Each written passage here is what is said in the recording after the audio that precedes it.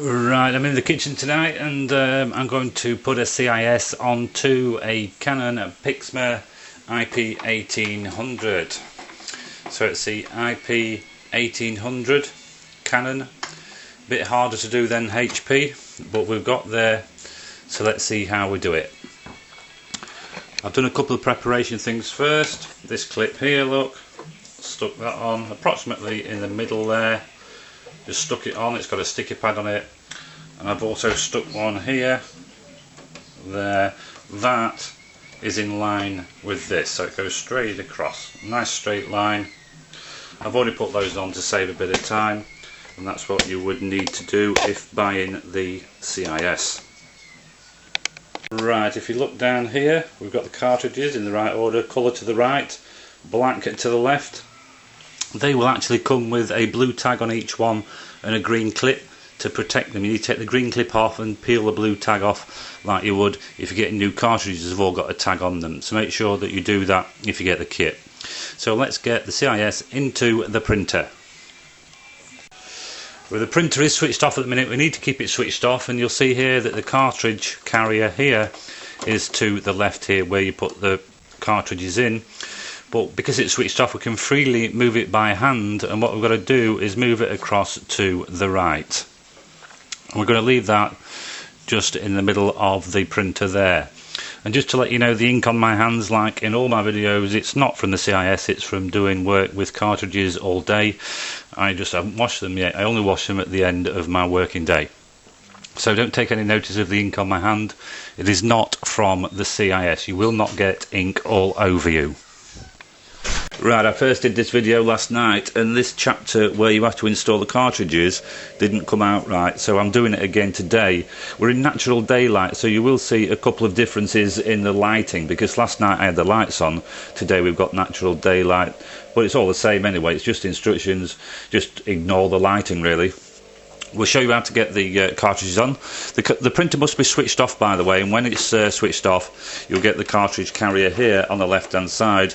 And what we need to do is by hand just push it across to the right to allow for the cartridges to go through. Now we get the cartridges and just feed them under there and out the front, and you can see here we're behind that bar.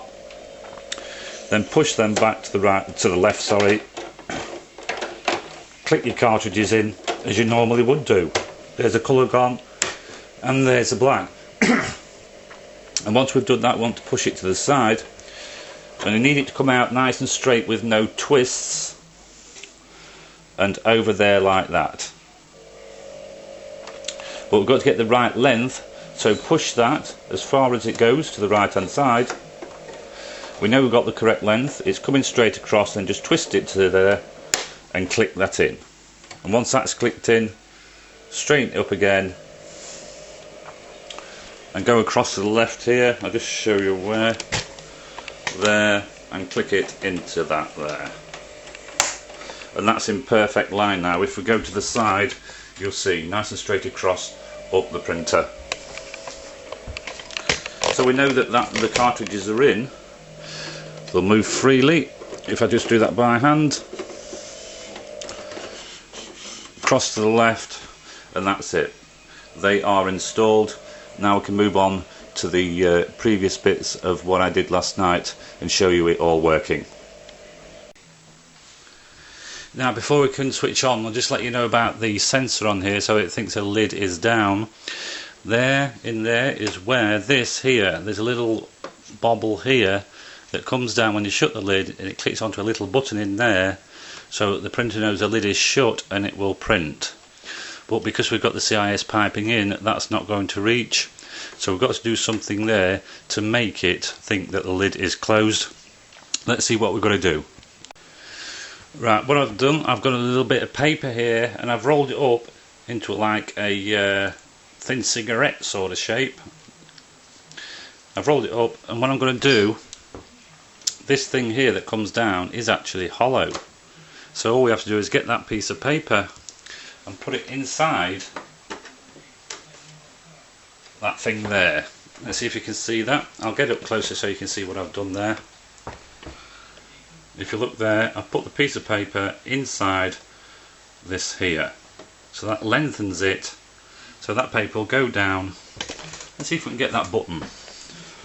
Yeah, there's the button. Can you see the button in there? That grey thing is the button. That paper will now make that long enough. It'll come down, push that button down, and it will think, the printer will think that the lid is down. Now, so you can see the printer printing with the lid open. I'm just going to push this button down with my hand. Well, a little tool I've got here. I'll push it down so it thinks the lid's closed. You can see it printing with the lid open, and then we'll print with the lid closed. So I'll push that down and go over to laptop and tell it to print a document. And there we go. That's printing there. I'll move the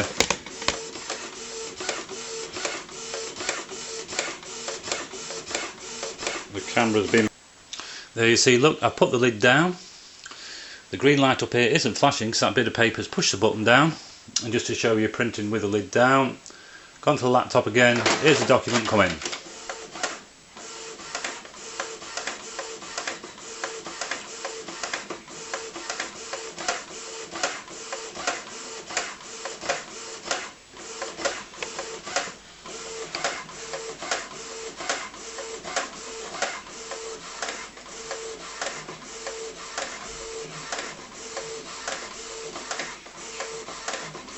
And there is the document coming out. Again, perfect printing.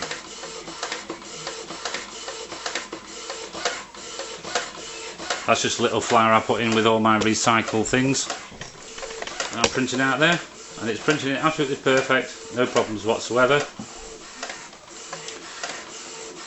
So now we'll finish the video off just showing you what one or two things that you've got to remember. Now it's still printing that document there. Just want to show you a couple of things now. Here's your ink bottles. If you look here, I've only put so much ink in. That's all I put in really with the kit. You do get bottles with all the other ink in because you get 100ml of ink with each CISS. So you do get ink bottles with the rest of the ink in. But I'm going to put this in so it doesn't get pop out or anything while it's in transit.